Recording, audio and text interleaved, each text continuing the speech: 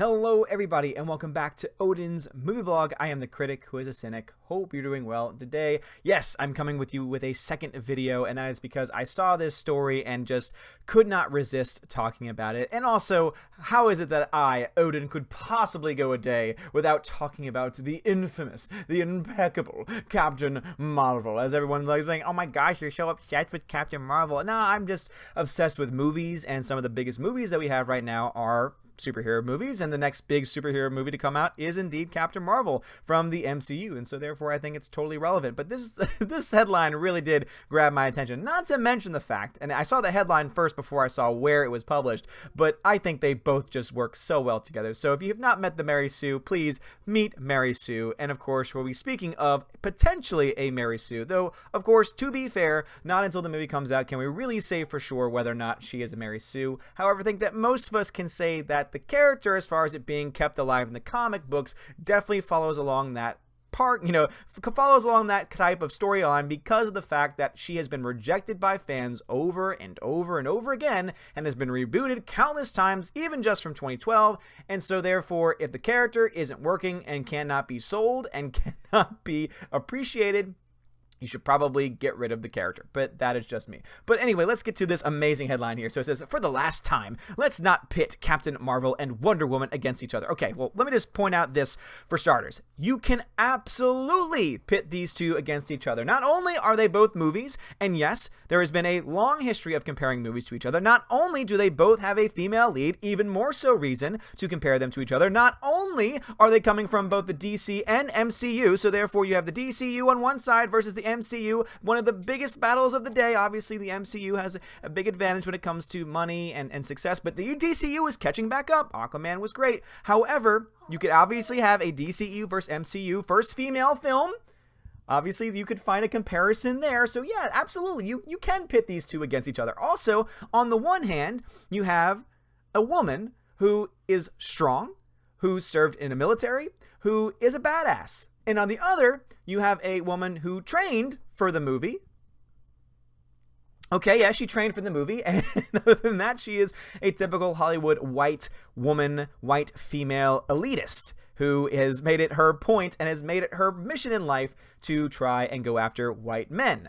As I said before, some people might say, you're taking her words out of context. She didn't say she didn't want white men to see her movies. No. What she said was that when she makes decisions on a daily basis, she makes those decisions based on the gender and the race of the person who is walking in front of her. If she has a press junket and she has a choice, she will say, oh, you're a white man? Never mind, I don't want to talk to you. Oh, wait, you're a minority? Oh, you, I need to help you out. I need to promote you. I need to use my white privilege to help you out because there's no way you could ever be successful unless I helped you out, which I think is actually even more condescending and more offensive when you actually come to think of it. So no, I'm absolutely going to compare these two, Mary Sue, but let's just see what points are you trying to make here. Similarities in one line, do not a rip-off make. Okay. Good luck with that. Apparently, two women-led superhero films cannot exist in the same realm without comparison. Two movies cannot exist within the same realm without comparison, which is why you hear constantly MCU films being compared to each other. You know what you do when you make a top 5 list or a top 10 list or a top list? You compare and contrast movies regardless of their cast, regardless of the gender of their cast or the race of their cast. So yes, you absolutely can. This is just the Mary Sue's typical game. This is also just the typical media's game where they always try and make it about their own woke agenda, saying, oh, well, the only reason why people would do this is because they're just sexist and you know, why do two female-led superhero films have to be against each other? Well, because there's a lot of differences between the two, and also one was treated very differently than the other. Wonder Woman was treated mostly, I would say, fairly by the media, while Captain Marvel has been propped up by the media since day one, and even though the box office numbers aren't really looking at this point to be as amazing as they first said it was going to be, it is still being incredibly protected, and it will continue to be protected. That's the reason why you're going to have a 95% of critics who end up loving Captain Marvel versus an audience rating that probably won't be nearly as high as that. I don't think it's going to be a Last Jedi number, but I think it's still not going to be nearly as high as the others. So yes, you can definitely compare the two. Since the first trailer dropped, people have been comparing Marvel's Captain Marvel with DC's Wonder Woman in a genre built on the staple of the origin movie, where usually a man discovers he has superpowers and learns how to use them and saves the day. Two women following the same path is apparently too much of the same thing.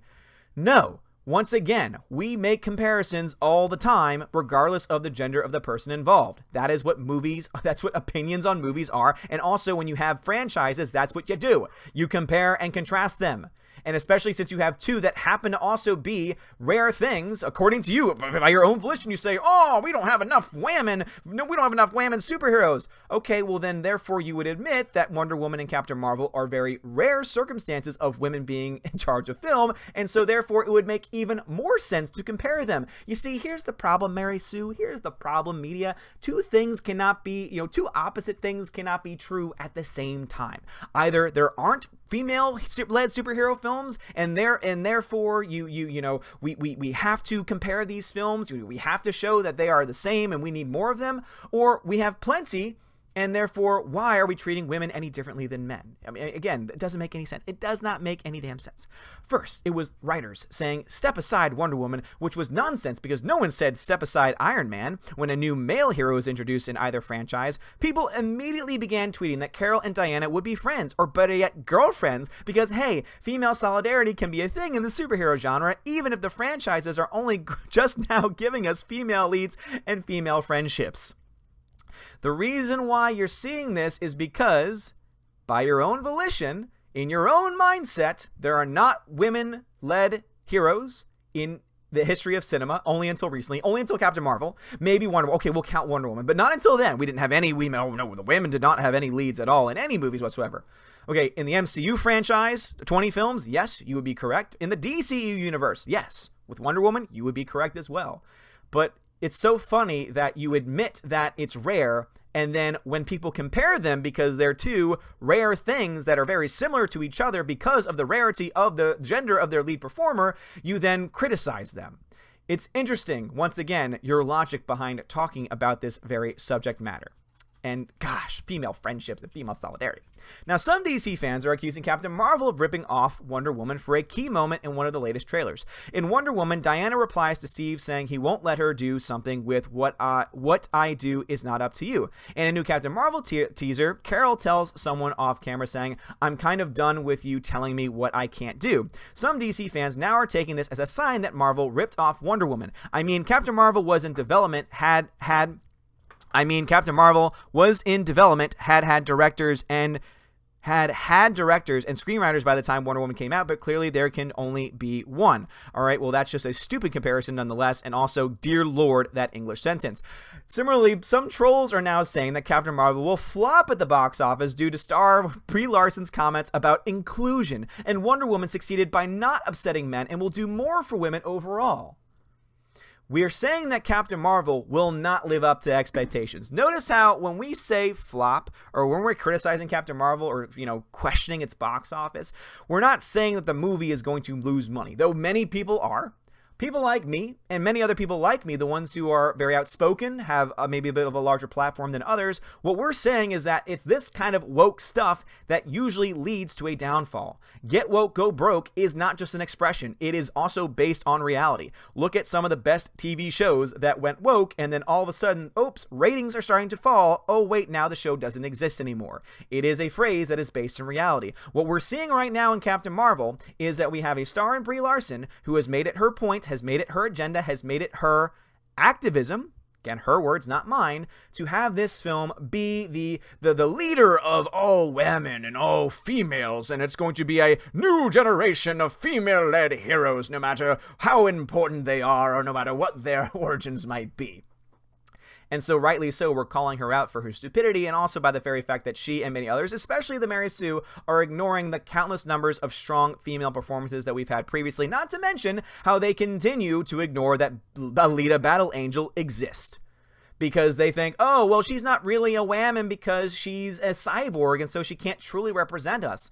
Okay, well, Captain Marvel is a superhero and superheroes aren't real, and so therefore she cannot fully represent you either because guess what? She's part Kree and that's alien. So yeah, right back at you. Oh, well, it's not the same thing because Alita does not have an agenda and therefore doesn't fit your agenda. Captain Marvel, at least Brie Larson's Captain Marvel, seems to do so. Not only because Brie Larson does, but also because the character she's based off of from 2012 on is indeed also woke as well. So no, Mary Sue, you are still wrong. It's worth noting that Larson has simply championed the inclusion of more diverse journalists and has been, as she has always been, an outspoken feminist. No, she has been a feminazi. Feminazis and feminists are not the same thing. I am a feminist. I believe in equality. I think that every person, regardless of the race or gender, should be treated fairly, should be treated the same. I believe in equality. What you are preaching is equity, which depends, what is equity? Oh, equity just depends on your own point of view, and that's the reason why I will never support it, because I believe that there is true equality, and then there is just this bogus equity, and that is what feminazis put forward. So no, she is not a feminist, she is a feminazi. Get your terms right. She has not said that able-bodied white men are not allowed to see her movie, but just pushed for more diversity behind the scenes and in journalism as a part of her advocacy. No, what she has said is that I do not care, quoting, I do not care what some white dude has to say about A Wrinkle in Time. That is the quote that's being referenced there. So she makes it clear she does not care about what white men have to say about a movie. Seeing that she is continuing on this same line of thinking, only now with her movie, and only now with people who get to interview her, then it seems that it's once again remaining very consistent. That she does not care what white men have to say, that her movie in her mind is not meant for and it is not made for white men, which is weird because in the comics industry, whether you're a male or female hero, guess what? The vast majority of your audience is going to be what? Oh, that's right, ding, ding, ding, white men, at least in the United States. And so if you're going to try and say that it doesn't matter what they think, well then, I'm sorry, but you're just asking yourself to not do well. So yeah, getting back to your comment about the flopping, well, if she's going to isolate and push back against a huge group of people, well then yeah, her film probably won't do very well. And I guess you know what, you, Kate Gardner at the Mary Sue, I bet you'll be the first person to say it was because of sexism that this film didn't do well. We need more female-led films because, oh my gosh, this film didn't do well enough. Guarantee you that's probably what's going to be said, because I don't think this film is going to be as successful. I don't think this film is going to break the $650 million mark. I really, honestly, at this point, don't think it's even going to break $550 million. I mean, seriously. And yet, no matter what, it'll either be, oh my god, this is a win, let's compare it to other movies, this is great. I mean, remember, this is an origin story, they're just getting to know her, she's new, and yet, let's just keep this in mind. She's brand new, we're just getting to know her, and yet you're saying that this movie is going to be a massive success. You're saying that this is an important film, and also Brie Larson is getting paid more than any other actor in any other superhero-led film ever in their first time with the role. And yet all this is supposed to be fair and equal. If it was truly quality, don't you think she would be paid at the same rate as a Chris Hemsworth, Chris Evans, Robert Downey Jr.? Keep in mind, Robert Downey Jr. for the first Iron Man got a paycheck of around $500,000, and she's getting $5 million. You can't even have inflation leave $500,000 to be even close to the $5 million mark. So yeah, let's talk about equality here. Again, it's not equality that they want, it's equity. And in their mind, women should be paid more to offset all of the wokeness and to offset all of the years and years of being mistreated. Oh, good God. It's worth noting that here's where it goes. Now they're going to try and go after Wonder Woman here. It's worth noting that Wonder Woman star Gal Gadot flat out said, "People always ask me, are you a feminist?" And I find the question surprising because I think, yes, of course. Every woman, every man, everyone should be a feminist because whoever is not a feminist is a sexist. The film also drew backlash for female-only screenings at the Alamo Drafthouse, with trolls screaming that it was bigotry for such screenings to be held in the first place. All right, well, 2 points there. The first thing is no one would disagree with her quotes. To be a feminist, once again, feminism is fine. Feminism is a good thing because it's pushing for, or at least it was in the first wave, pushing for equal rights. It was pushing for true equality. And Gal Gadot is talking about that form of feminism. Well, how do you know that? Well, just based on how she lives her life, based on her religious traditions, based on a lot of other personal factors that we know about her life, it would very much seem that she is on that road, that she is of that mindset. She very well could be talking about something else here, but just based on assumptions, I would not be surprised if she's talking about first wave feminism here, trying to say that, in her mind, when she hears feminist, she thinks, oh, equality. Well, anyone that's not for equality, therefore, would be sexist or would be racist. And I think that's definitely a valid point to make. So, no, she might say she's a feminist. However, her form of feminism, very different than Brie Larson and her femi-Nazi-ism. Notice the difference. And then the Alamo Drafthouse stuff, yeah, that to me is something that's worth being critical of, because if you were to say, oh, we're going to have a man-only screening for Iron Man, that would rightly be ridiculed and would be stupid. Rightly so. And so, yes, it was Alamo Drafthouse, again, not associated with the MCU, not associated with the DCEU for Wonder Woman. They made that choice on their own for female-only screenings. And I think that's personally silly. I think that if you make a screening isolated to only one gender or race, that does not help. By isolating people from each other, I don't think that is good for anything. I don't think that adds to the discussion. I think that honestly makes things more dangerous in our society because it makes us more isolated. It makes us think of each other as other instead of as just people. So I think that rightly so was criticized, and it also has no direct correlation to Wonder Woman herself. It was just the movie that was being used as a political ploy, was being used as a political point by someone else, by the Alamo Drafthouse and by other groups like that, and not actually by the DCU or Gal Gadot for that matter. So it's funny that you try and say, see, look, Gal Gadot is not it's not any different than Brie Larson is. Brie Larson is a feminist. Brie Larson's a feminist, and also Gal Gadot's a feminist. So why is it that you protect her? We know the answer to that question because we know one is a feminist and one is a feminazi. Let's address the copying claims first. There is no copyright on the idea that a woman is sick and tired of being told what to do. A female character who experiences sexism from male characters is sadly a reflection of the fact that women in real life deal with sexism on a daily basis. Both Diana and Carol taking a stand and saying that they're done with being told what to do isn't a matter of ripping off. It's a moment in which two women are dealing with two different forms of sexism. Well, Diana is not addressing sexism in her first quote. Let's actually go back to that quote. That she has said to have been copied off of. It says, "What I do is not up to you. What I do is not up to you." That was not a response to sexism. That was Diana telling Steve, hey, this is my world. This is my people. This is my life. And therefore you, no one for that matter, decides what I do. Versus, what I do is not up to you. And that's what she says. Versus Captain Marvel says, I'm kind of done with you telling me what I can't do. The reason why we take this quote from Captain Marvel to be more in line with what they're trying to go for here is because of the fact that throughout the film, the whole concept is she's a woman who's being pushed down, who's being told she can't her entire life, and she's rising above it all.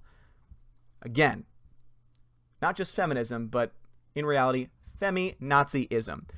So we see that one is addressing so-called sexism, while the other is simply responding to a question, is simply responding to a point. So you've already got your basis wrong in the first place.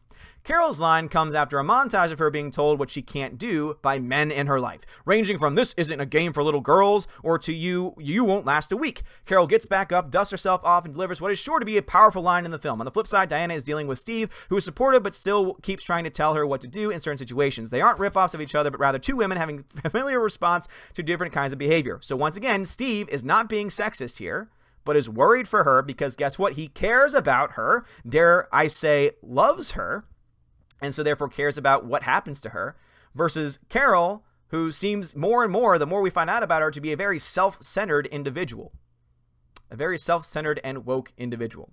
Saying Wonder Woman will do more for women or that it is better because the star did not ask for more inclusion on the press tour is not a good look. The two films present two different kinds of origin stories with two different characters. Some women will love Wonder Woman more, others will be drawn to Captain Marvel. Some might love both, and others might not be fond of either, but the important thing is that they exist. The more female-led stories we get, the better. Pitting the films against each other, or, for perceived ripoffs, and because the idea of a woman-led film threatens you, isn't good behavior. Except you're the ones that keep on saying, oh, we need more because there aren't enough. But then when we compare them because there aren't enough, doesn't make any sense. Doesn't make any sense. Captain Marvel is likely to make a killing at the box office. And we'll get more films from both Larson's Carol and more superhero films fronted by women as well. well, I'm going to disagree with you at that point, is going to make a killing at the box office. No. This movie is not going to make a killing at the box office. Based on the numbers that we have, especially since there's been a huge drop in the projections, is what we know is that this film is not only woke, but that wokeness, especially from Brie Larson, is affecting it. It went from 160 projected to 100 projected. Of course, there's a range there. That's a drop of $60 million in projected earnings. If this film continues to sink, especially when we have more things coming out like Brie Larson would like to see Miss Marvel and Captain Marvel sequel, not just Miss Marvel, but also the first Pakistani, the first Muslim superhero, the first female Muslim superhero ever.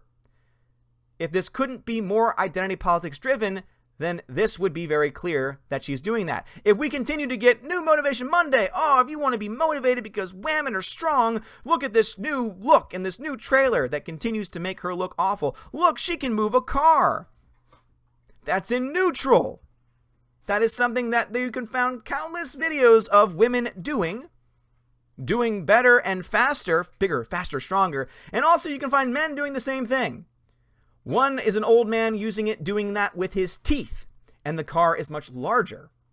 But let's just say that this is impressive. Oh my gosh, and look, she worked out. Look, I'm not denying the physique. I'm not denying that Brie Larson didn't put in the physical work for this movie. And I'm not saying that physical work isn't even impressive. I'm not saying that's not impressive.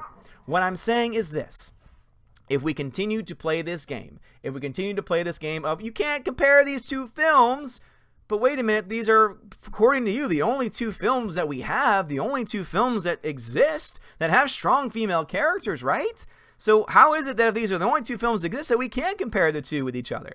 And the whole mindset behind this is that they don't want us to tear down one film because it's bad, while the other film is great in Wonder Woman, and the other film is bad in Captain Marvel, because that's going to hurt the future of female-led superhero films, when in reality, the only thing that's going to hurt the future of female-led superhero films is people like Brie Larson, Kate Gardner of the Mary Sue, and all of the SJW identity politic-driven people who live and work and breed in Hollywood and also the mainstream media. If we continue to get this nonsense shoved down our throats, if we continue to be preached to on a daily basis that we are sexist if we don't like Captain Marvel, that we are sexist if we don't buy onto the feminazi agenda, that we ourselves are not welcomed to this movie, which many people are going to take you up on that, Brie, well then at that point, you're right.